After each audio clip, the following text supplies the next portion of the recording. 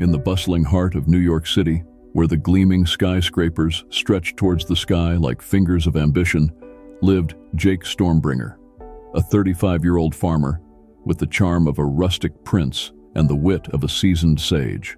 Jake, hailing from the sun-drenched fields of California, found himself amidst the concrete jungle, bringing with him the simplicity and ingenuity of the countryside.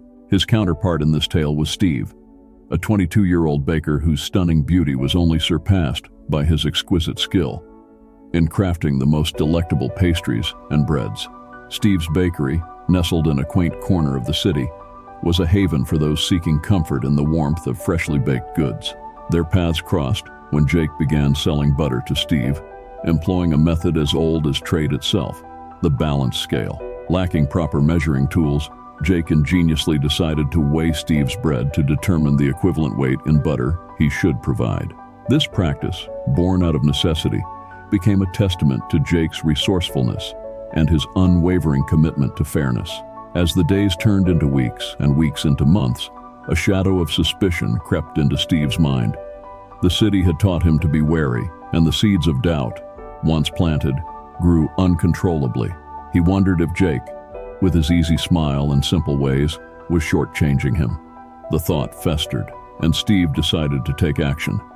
He began to meticulously weigh the butter after each transaction, his caution veiled behind courteous smiles. One day, his suspicions seemingly confirmed, Steve took the matter to court, accusing Jake of deceit. The case quickly became the talk of the town, a David and Goliath story set against the backdrop of New York's relentless pace. In the courtroom, the air was thick with anticipation as Steve laid out his accusations, presenting evidence of the supposed shortchanging.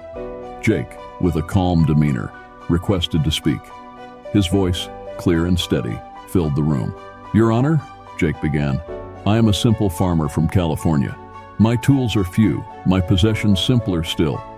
I do not own weights, so I used what I had at my disposal, the bread that Steve provided." A hush fell over the courtroom as Jake's words sank in. He continued, explaining how he used the weight of the bread to determine the amount of butter, believing in the integrity of Steve's products as a standard for his own.